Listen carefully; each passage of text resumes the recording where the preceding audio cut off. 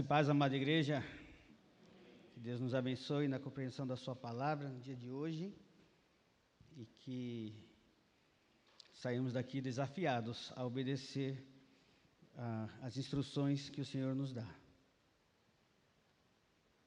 Hoje trabalharemos um tema, é um tema difícil de tratar. E quando o pastor me convidou, já com um bom tempo de antecedência, eu falei, pastor, não tinha um tema menos difícil?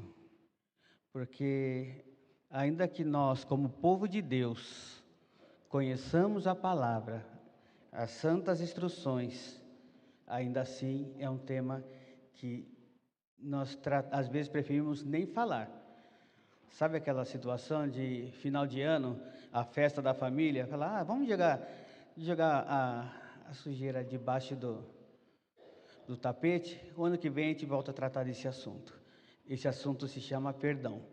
Por isso o tema de hoje é Deus transforma o mal em bem. Ou seja, o perdão restaura a comunhão. Deus transforma o mal em bem. O perdão restaura a comunhão. Para isso nós leremos juntos dois textos bíblicos. O primeiro está em Gênesis, capítulo 45. Leremos juntos, do versículo 1 ao versículo 15. E depois nós leremos o capítulo 50, do versículo 15 ao versículo 21. Então nós vamos ler a palavra de Deus enquanto você procura o seu texto.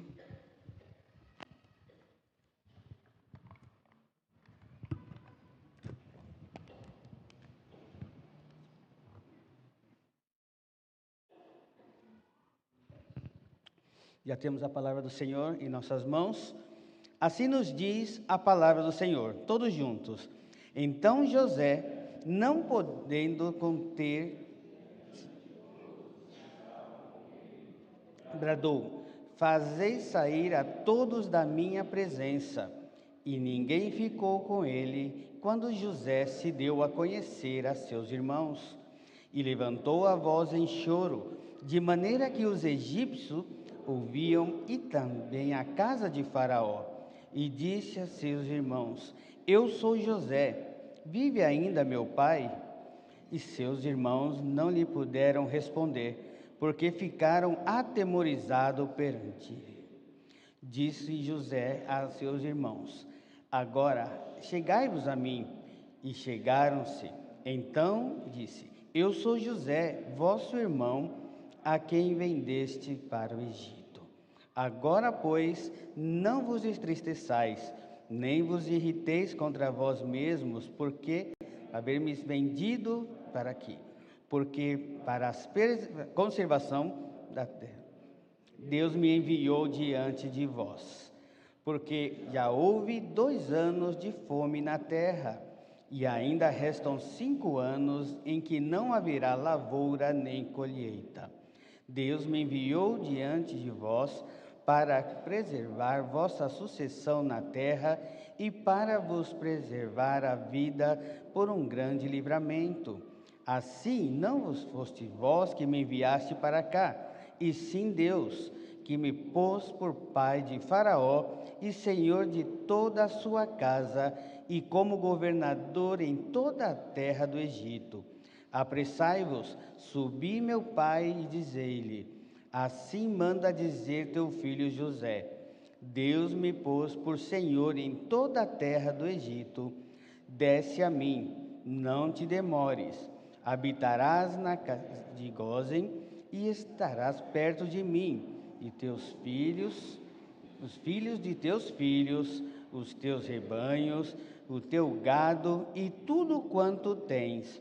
Aí te sustentarei, porque ainda haverá 5 anos de fome, para que não te empobreças, tu e tua casa e tudo o que tens.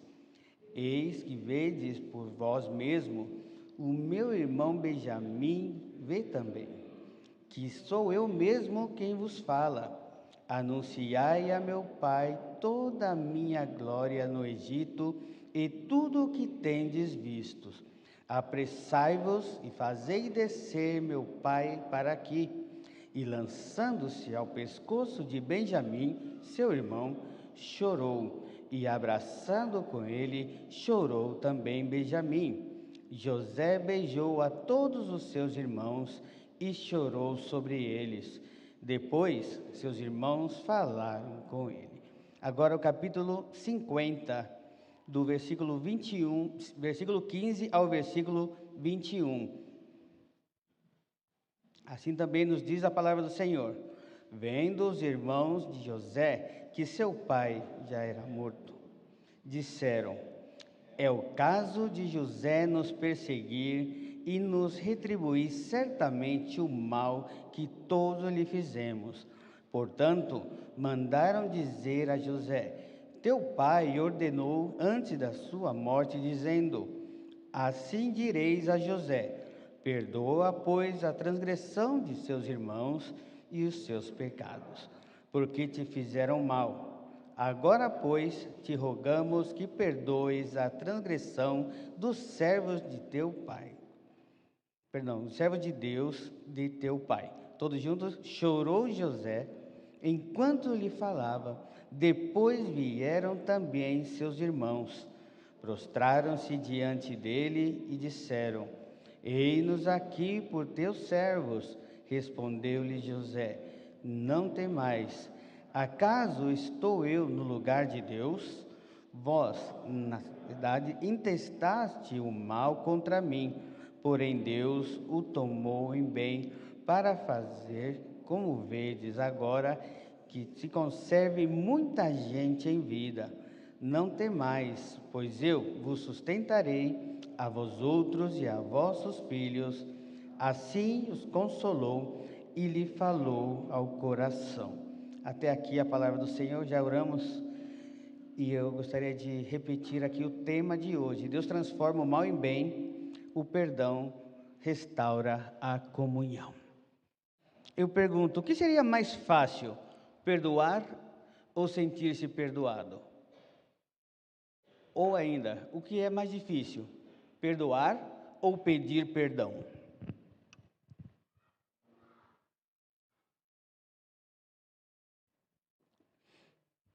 Será que é fácil guardar mágoas? Será que é fácil lembrar aquela pessoa que te fez algo e toda vez que você lembrar desse momento ainda dói? Então, será que você ainda não perdoou?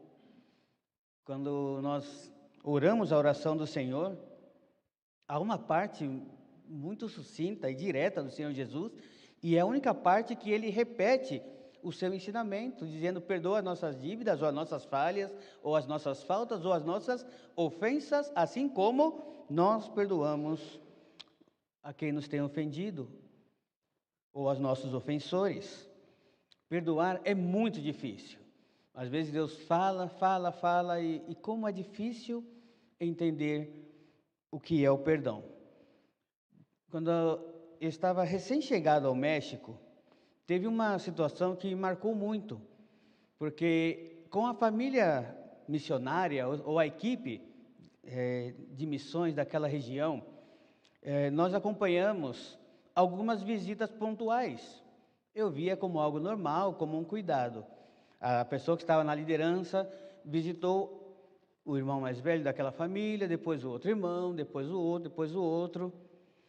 E até que, por fim, visitou na casa do patriarca, né, o senhor José, vamos dizer assim, para saber qual era a questão.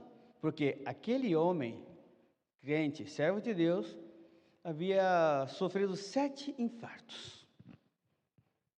Não é algo tão natural. Então, lembra que uma missionária perguntou: irmão, o seu coração diante de Deus está em paz? Será que não tem ninguém que você precisa perdoar ainda? Como vai a relação que o senhor tem com a esposa? E a relação com os filhos? Ele não respondeu absolutamente nada. Mas nós sabíamos que ele, com um dos filhos, houve algo muito forte que nós nunca soubemos, mas que um não perdoava o outro de maneira alguma. No 7º infarto, o Senhor o levou. Será que nós guardamos tanto rancor? porque o tema de perdão para o povo de Deus é tranquilo. Tranquilo de entender, tranquilo até para ler, mas da teoria à prática é muito difícil. O texto que nós lemos trata justamente disso, que Deus soberanamente transforma ações do ser humano, ações más, ações negativas, para o cumprimento da sua obra, neste caso, da sua obra redentora. Podemos observar aqui a questão do perdão e da reconciliação. José perdoou. Nos dois textos, menciona acerca deste ponto que é sumamente importante: perdão e reconciliação. O livro de Gênesis tem muitas histórias em relação a esse aspecto do perdão. Na semana passada, foi visto justamente um dos aspectos do perdão dos pais, do pai de José e o seu tio, Esaú.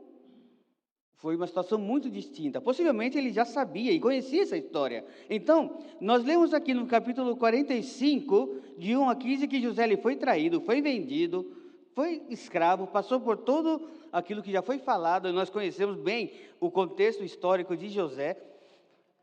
E ele, de repente, Deus o coloca em uma posição que, se ele quisesse, no momento que ele reconheceu os irmãos, falar: não, esse não, pode mandar matar tudo, se ele tivesse o ressentimento.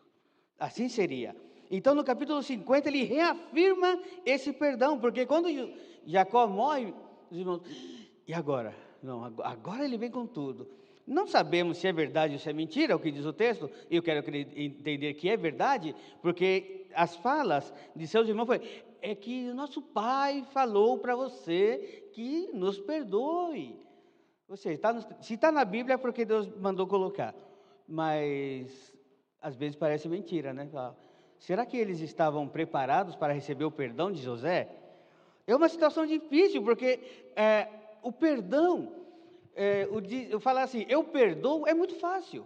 Não, eu te perdoo, mas você para lá e eu para cá. Mas o perdão ele é para a restauração da comunhão. E José ele consolidou aquela restauração justamente no capítulo 50. Então nós podemos ver aqui, como um propósito teológico, é que Deus colocou na vida de José todo o processo. E ele foi entendendo no transcurso da história que ele estava ali e não seria por acaso. Desde aquele momento, quando José era aquele menino que disse que teve uma visão, e seu pai guardou no coração: será isso mesmo? Os irmãos ficaram bravos com ele, ele era o caçulinha, Benjamim ainda não havia nascido. O que será que aconteceu? Será que José poderia falar de falta de sorte? Crente não sofre falta de sorte. Crente entende que tudo está dentro de um propósito divino. A soberania de Deus é em todos os aspectos.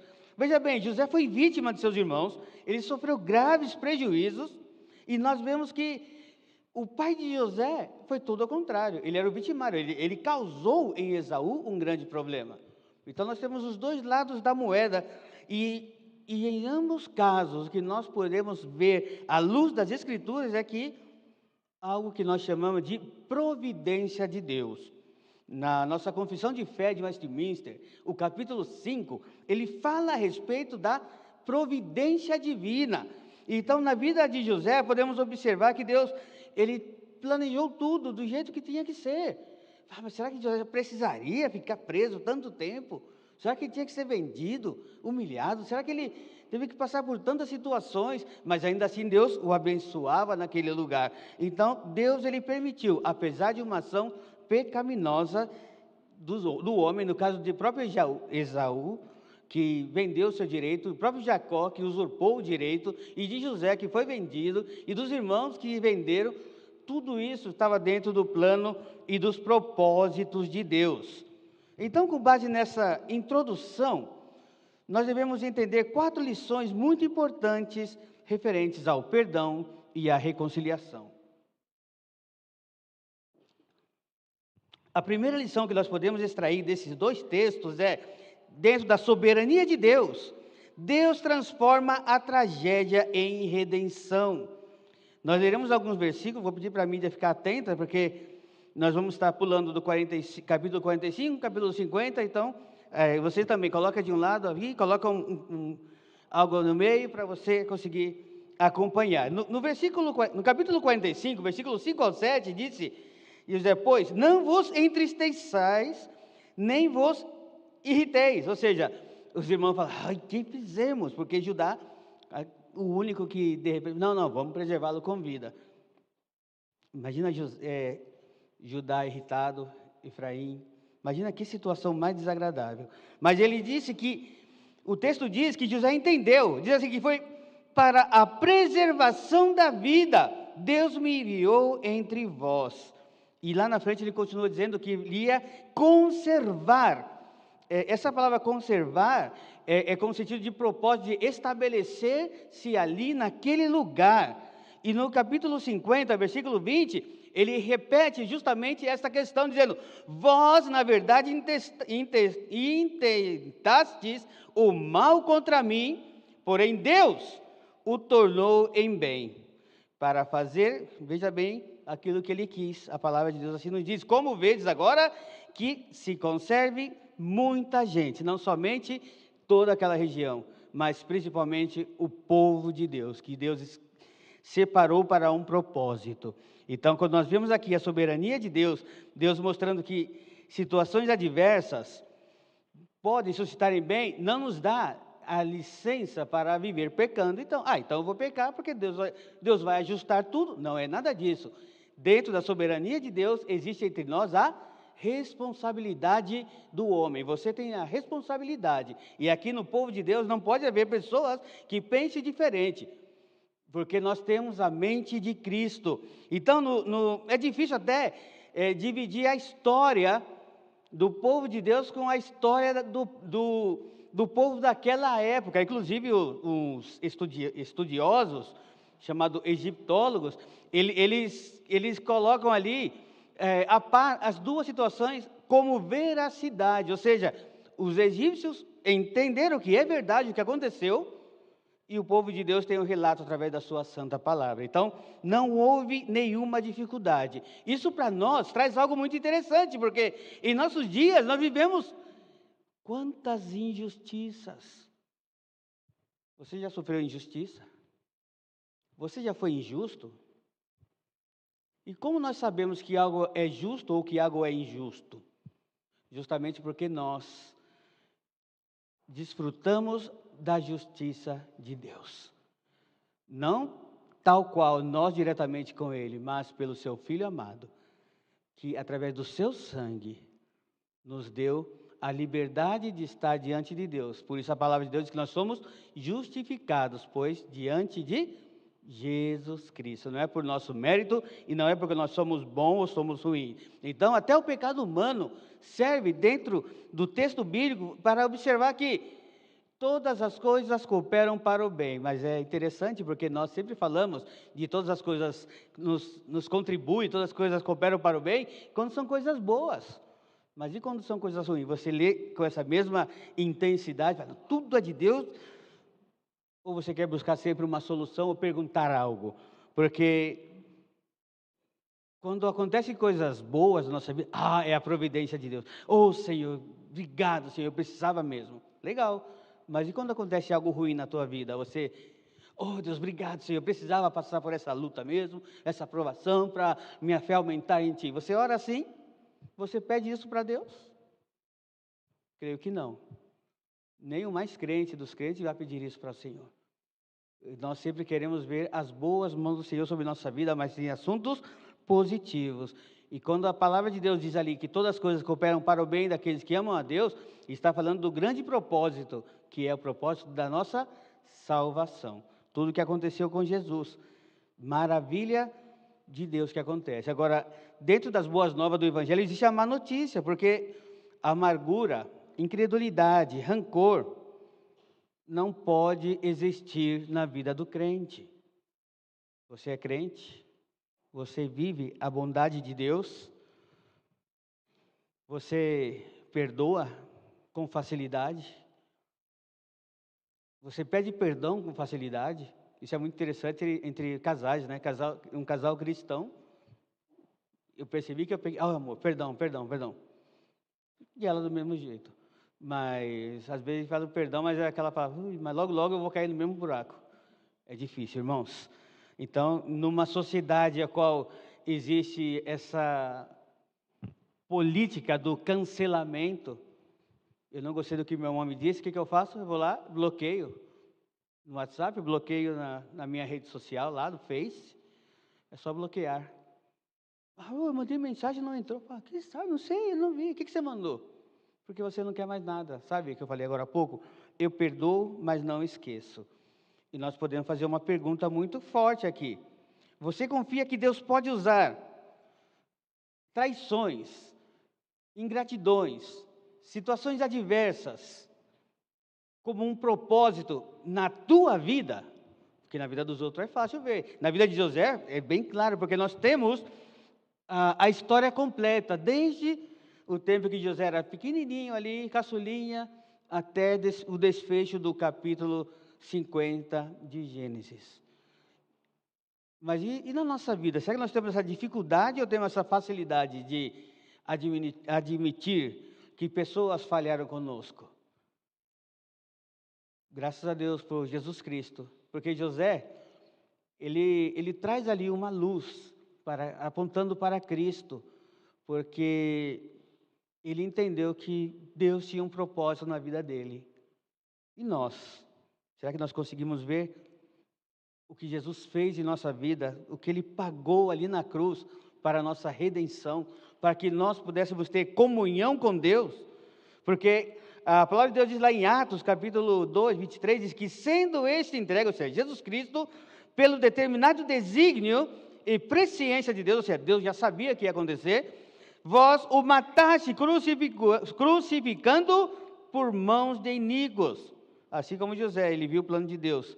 No capítulo 50, versículo 20, nós vimos que Cristo, ele tomou esse pecado, o pecado do mundo, para dar-nos vida e vida eterna. Então, nesse ponto, é muito interessante e é importante ressaltar que Cristo tomou o pecado do mundo, oferecendo-se perdão e reconciliação a todos os seus eleitos, aqueles que foram chamados por Ele. Portanto, então, nesse primeiro ponto, a soberania de Deus, ela transformou tragédia em bênção. Isso é algo maravilhoso. Agora, com esse entendimento, nós podemos passar para o segundo ponto, o segundo ensino dentro desse texto, é que nós devemos perdoar, mas perdoar de coração, não é um perdoar, você perdoa, me perdoa, tá bom, não liga não. Só que dentro do coração está, ele lá e eu cá.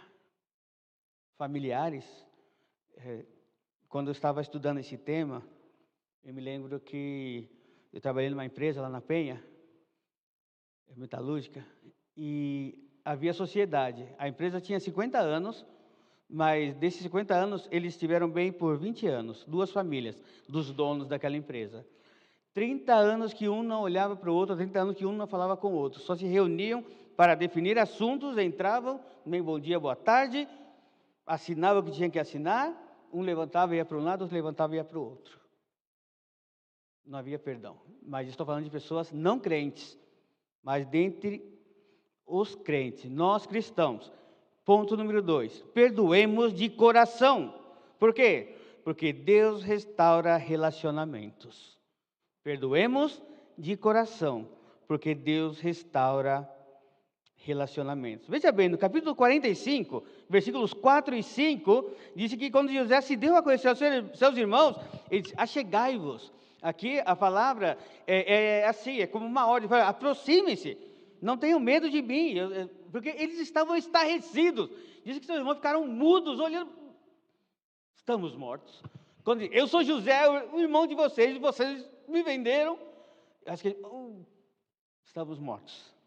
Mas não, graças a Deus que José, quando ele mandou a chegar, ele ressaltou novamente esse aspecto. Eu sou José, vosso irmão, aquele que vocês venderam para o Egito. Agora, dentro dessa segunda lição, o que eu gostaria de trazer para vocês é, quando ele diz, não vos irriteis contra vós mesmos, porque eles estavam bravos. Fala, isso, já vê? Está vendo aí que ideia que você deu, hein? Imagina entre eles ali conversando. Efraim, olha aí. Judá, eu falei para você que isso não ia dar certo, que era o mais velho, né? Não sei, na verdade, gente, eu estou imaginando a cena, e quando a pessoa fala, abracem-me, foi aí que ele chorou, e se prostraram, e choraram novamente. E outra vez ele diz, no versículo 18, não temais, perdão, versículo 19, não temais. E ainda faz uma pergunta muito interessante. Acaso estou eu em lugar de Deus? Porque o perdão nas Escrituras é algo exclusivo de Deus. Porque a tradução assim era: Deus vai aliviar essa carga, Ele vai levantar essa culpa.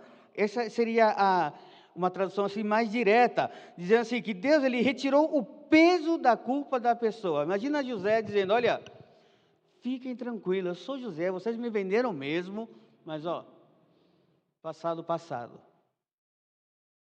Não importa o que aconteça daqui para frente, ó, é uma nova vida. É fácil dizer assim. É fácil até pensar assim. Mas se você estivesse no lugar de José, você faria a mesma coisa? Você diria o mesmo? Olha, não, mira, vocês me venderam como escravo, eu fiquei lá um tempão na cadeia, mas não tem problema não. Será que você faria o mesmo?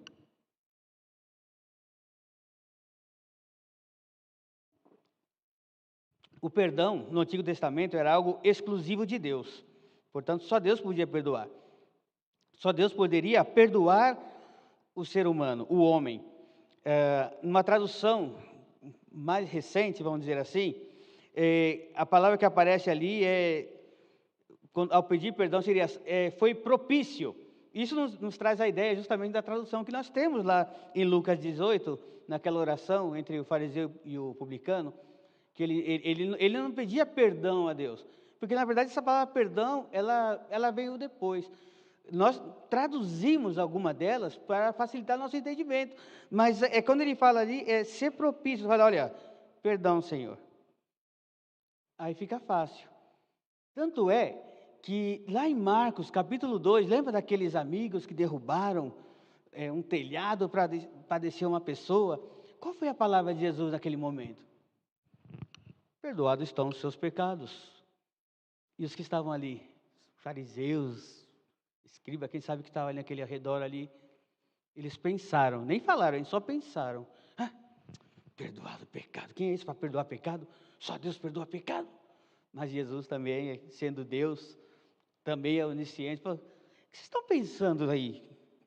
Você acha, o que é mais fácil? Falar, olha, levanta e anda ou perdoa os seus pecados? Aí Jesus fez as duas coisas. Glória a Deus por isso, né? Só, já está perdoado os teus pecados, agora levanta, pega a tua caminha, pode ir embora. Porque Ele tem a liberdade, porque só Jesus pode perdoar, porque só Jesus nos perdoa. Mas, dentro da oração do Senhor, quando os discípulos que estavam ali disseram, Senhor, ensina-nos a orar. Ele disse, tá bom. E aí começou bem a oração, né? Glorificando a Deus, Pai nosso, está no céu, santificado seja o vosso nome e tal.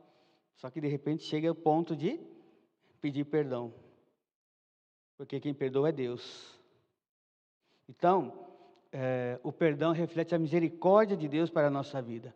Se nós não fôssemos perdoados, nós nem aqui estaríamos perdidos.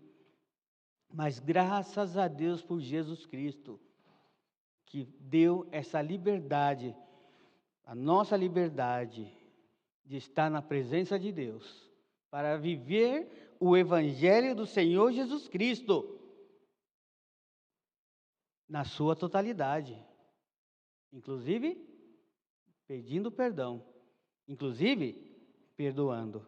E em nossos dias, numa sociedade tão polarizada, parece que uma palavra, ela amplifica, né? Hoje de manhã, os que tiveram oportunidade de estar na escola dominical, o André falou sobre isso, olha, que parece que as palavras escritas, parece que elas amplificam. Se eu não estiver bem com o Vitor, e o Vitor manda uma mensagem ali, eu falo, oi, Armando, eu quero falar com você, eu falo, o que ele quer agora? Mas se eu estou bem com ele, eu posso falar, claro que sim, Vitão. Mas se eu tiver com uma rusga com meu irmão e colocar uma palavra, ixi, lá vem, lá vem. Nós temos dificuldades quanto a isso. Mas a boa nova do Evangelho nos traz um ensino maravilhoso, porque assim como José perdoou a seus irmãos de todo o coração, Jesus também nos perdoa, e nos perdoou de todo o coração. E não somente de coração, com todo o seu ser, com até o seu corpo, o seu sangue derramado, até a última gota, morte de cruz, e o Senhor veio. Agora, a má notícia que nós temos em relação a este texto, em relação ao Evangelho, é que crente não pode recusar pedidos de perdão. Isso aqui, ó, para mim, é forte, porque eu tenho muita dificuldade em perdoar. Quando eu estava internado, aquele processo que vocês já conhecem, mas foi muito interessante, porque no primeiro dia que eu estava, sabe quando eu sentia que já não ia dar? Tanto é que o Caio, a Thaís, a Norma e a Clarinha nos levaram aqui primeiro no Hospital de Ermelino, e foi uma luta para conseguir uma vaga, e a Thaís ali falando dos direitos, e que pode, que não pode, e eu já não aguentava mais. Eu disse algo para a Norma que doeu. Eu falei, amor, para mim não dá mais, eu vou me entregar e que o Senhor me leve, porque já não dá. Então a Norma começou a chorar, e chorava, e chorava. Amor, tá bem, amor, perdão, amor, eu vou lutar mais um pouquinho, mas eu acho que o Senhor está me levando. Dentro de mim eu dizia isso. Mas, não, irmão, não, amor, vamos lutar mais um pouco. E aí Caio dirigindo aquela coisa, buscando de um lado e de outro. E de repente nós chegamos ali no Tatuapé. Tem um momento que eu tomei um medicamento e desmaiei. Acordava e tal. Mas eu estava consciente que eu estava findando minha vida. Eu fiz uma oração de perdão ao Senhor, pedindo perdão pelos meus pecados. Olha que essa oração foi larga, que eu me lembro que começava a orar, perdi as forças, foi todo um dia. E Deus, Ele respondeu através da sua palavra. Algo que é interessante, porque assim, o que eu falo aqui, eu mandei um áudio para o pastor sobre esse tema. Eu falei assim, Senhor, dá. Aí eu mandei um áudio para o pastor, passaram 2 dias, aí eu estava a Marlene e a Norma, eu falei, olha, Deus me levou lá para o Salmo 36. Hoje eu nem lembro exatamente o que tem no Salmo, mas Deus me mandou para lá, e eu disse que eu recitei o Salmo e expliquei para elas. Aí depois o Senhor me levou para o Salmo, para Isaías capítulo 6, aquela visão maravilhosa, e da brasa, né, incandescente chegando, Deus dizendo que Ele iria me perdoar. Eu falei assim, obrigado pelo teu perdão, e eu explicando para ela. Só que de repente Deus me leva lá para Gênesis 32, justamente quando o texto passado que o pastor expôs, a marca de Jacó, que ficou mancando. Quando eu saí do hospital eu não podia andar, muitos sabem, muitos visitaram lá e glória a Deus por isso, mas quando eu comecei a dar os primeiros passos com o andador, eu não percebi. Mas à medida que eu ia fortalecendo, eu comecei a andar, e nesse lapso havíamos passado por muitos neurologistas. Um dizia uma coisa, outro outra, e uma outra. Mas Deus havia falado, irmão, você vai ficar com a marca de Jacó. Eu falei, Senhor, o que é isso? Aí quando eu comecei a caminhar, eu percebi que eu não consigo andar direito. Eu vou andar. E Deus tocou só no dedão do pé, tá? Não foi, se fosse na coxa, acho que estaria bem torto, né? Mas foi só no dedinho que Deus tocou. Falou, você vai ficar com essa marca para você lembrar aquilo que você fez, aquilo que você orou, e eu tenho plano e projeto na tua vida. E eu glorifiquei ao Senhor por isso. Portanto, igreja, não existe crente que não perdoa. Por que eu disse tudo isso? Gente, tem pessoas que se me fizeram mal, muito mal, que de repente desapareceram da minha vida. Mas eu tenho uma grande responsabilidade, que o dia que eu encontrar essa pessoa, eu vou ter que fazer como José, vou ter que abraçar, beijar, chorar e falar, ó, eu te perdoo no nome de Jesus, eu também te peço perdão no nome de Jesus, porque isso é o que traz a palavra de Deus, e é isso que nós devemos entender, dizer, eu perdoo. A palavra de Deus, em Colossenses capítulo 3, diz que nós devemos, olha só que interessante, devemos suportar uns aos outros, não é de, não suporto fulano. Suportar é ser suporte. Por que esse ventilador não cai? Algo está segurando. Você tem que ser isso. Fazer algo para que o teu irmão não caia. Você tem que ajudar, tem que ser suporte. E diz, perdoai-vos mutuamente, caso alguém tenha motivo de queixa contra outrem. Assim como o Senhor vos perdoou, assim também perdoai-vos. Acima de tudo isto, porém, esteja o amor, que é o vínculo da perfeição. Aí ficou mais difícil ainda, né? Perdoar ainda com amor, irmãos. Pois é. É assim que diz a palavra de Deus, e é assim que tem que ser, e é assim que eu devo viver. Nós devemos tomar muito cuidado. Nós vimos aqui, nossa primeira lição, que a soberania de Deus transformou tragédia em redenção. No segundo ensino, que nós devemos perdoar de coração, porque Deus restaura relacionamento. Agora nós vamos para a terceira lição, que devemos ser canais de bênção uns para os outros. Portanto, o terceiro ponto é: sejamos canais do cuidado de Deus, que sustenta e consola. Capítulo 45, versículo 11, e o capítulo 50, versículo 21.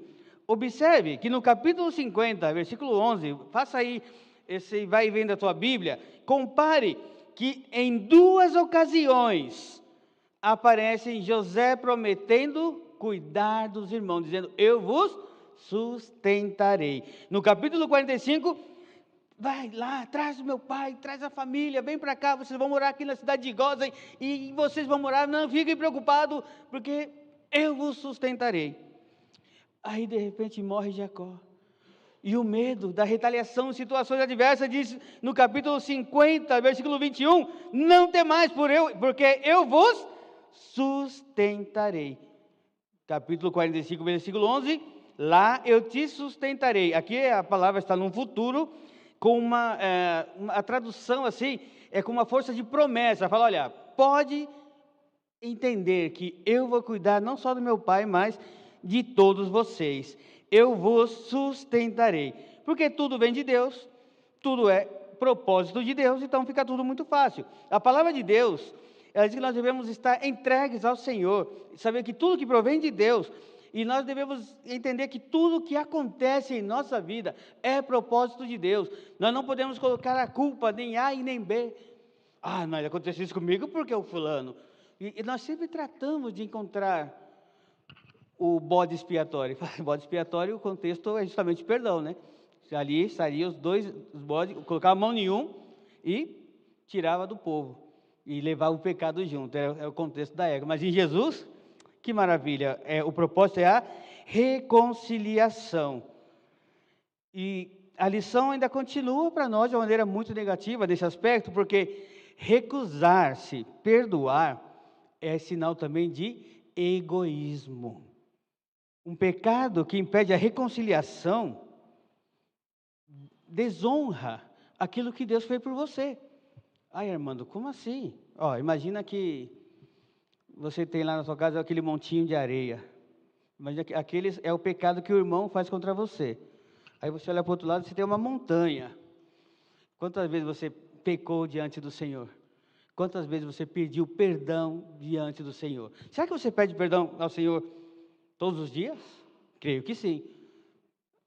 Ao despertar, às vezes nem oramos pedindo perdão. Eu não vou pedir perdão a Deus pelo pecado que cometerei. Não existe isso. Mas eu peço, Senhor, dá-me mais força para seguir adiante, Senhor. Só que no final do dia você falhou de novo. Relacionamentos. Aquela montanha. Tudo que você faz contra Deus, mas o teu olho está aqui, naquele montinho de areia. Aquilo que teu irmão fez com você. Mas você tem que entender que aquilo ali é um propósito de Deus. É Deus trazendo tudo ao nosso entendimento, para que ao ler a Bíblia possamos compreender. O Evangelho de Mateus capítulo 6, 14, quando o Senhor Jesus conclui a oração do Senhor, ele diz: porque se perdoardes aos homens as suas ofensas, também vosso Pai Celeste vos perdoará as vossas ofensas. John MacArthur, em um livro chamado A Verdade sobre o Perdão, outra vez repito, John MacArthur, no livro A Verdade sobre o Perdão, ele concorda exatamente o que aconteceu.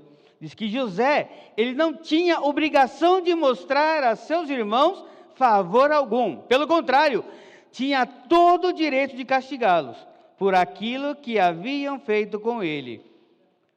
Eles também sabiam disso. Mesmo depois de José ter contado tudo o que aconteceu ali, eu quero ler o texto novamente, diz que os irmãos ainda temiam.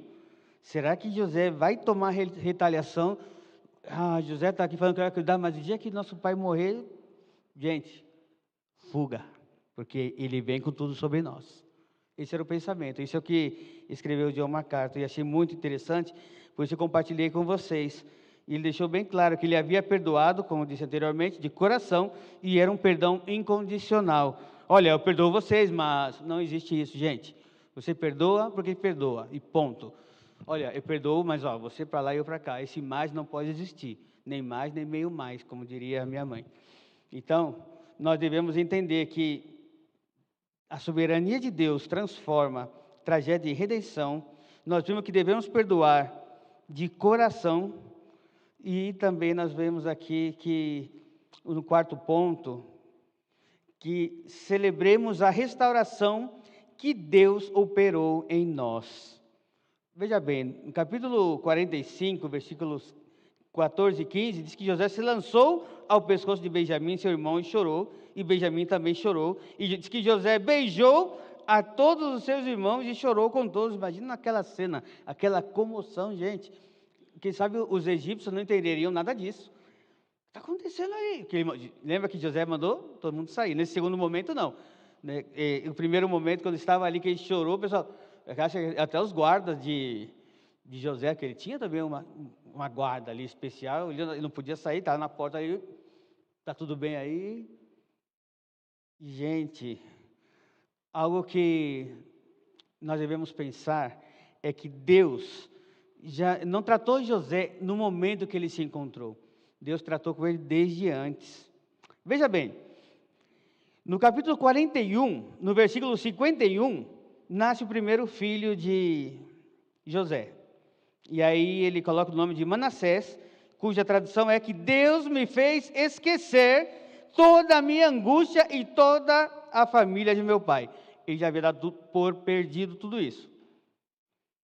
Versículo 52, Gênesis 41, ao segundo filho chamou de Efraim, e disse: Deus me fez prosperar na terra da minha aflição.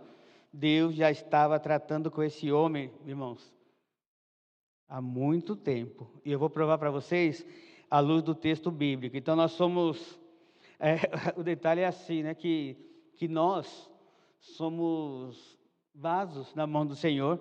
Enquanto nós cantamos, queremos ser vasos, não é verdade? Só que está um vaso prontinho ali, só que Deus tem sempre um martelo para quebrar-nos. Sabe aquele irmão que é um martelo? Oh, de novo não, Senhor. Aí você sai, muda a situação, muda de região, e vai aparecer outro martelo para quebrar a tua vida. É assim que funciona. Espero não ser martelo na vida de ninguém, mas que tem martelada que a gente recebe de tudo quanto é lado, não é nada fácil. Então, mas isso acontece porque Deus quer trabalhar em nossa vida, quer nos aperfeiçoar até a vinda gloriosa do Senhor. Veja bem, analisando a vida de José, no capítulo 41, ele tinha, passando o tempo que esteve preso, quando ele interpretou o sonho ou a visão de Faraó, já havia passado ali um tempinho. Ele possivelmente teria uns 30 anos. E do capítulo 41 até o capítulo 45, aproximadamente passaram-se outros 9 anos. Por quê? Porque quando José esteve com eles, teve os filhos, aí depois passou um tempo, contando, ele tinha seus 17, mais 13, mais 9, então ali o tempo estava passando, ele tinha aproximadamente 39 anos, quando José se deu a conhecer aos seus irmãos. Então, esse momento que ele havia dado por perdido, falar, Deus transformou minha vida, Deus me fez esquecer o que eu sofri, ele não sabia o que ia acontecer na frente, só Deus sabia. E quando nós observamos essa maravilha, diz que passa aproximadamente 17 anos mais, ou seja, José com seus irmãos viveram pelo menos mais 17 anos. Então José já era um crente maduro, ele tinha ali pelo menos 56 anos. Uma pessoa madura. Ele não era aquele menino José, porque às vezes nos filmes, né, nos desenhos de criança, coloca o Josézinho ali pequenininho, né? E parece que não cresceu nunca. Passou tanto tempo. Então, quando os irmãos se aproximam dele, porque o pai já havia morrido, 17 anos. Isso significa que para nós, que José não era aquela criança imatura que enchia a paciência dos seus irmãos, fofoqueiro. O pai, vai lá, José, vai lá ver o que está acontecendo com os seus irmãos. Ele ia lá e tal. E José cresceu. E você, crente, você é um crente maduro? Você cresceu no Evangelho? Você já cresceu? Quanto tempo você tem de Evangelho? Será que isso reflete a tua maturidade espiritual?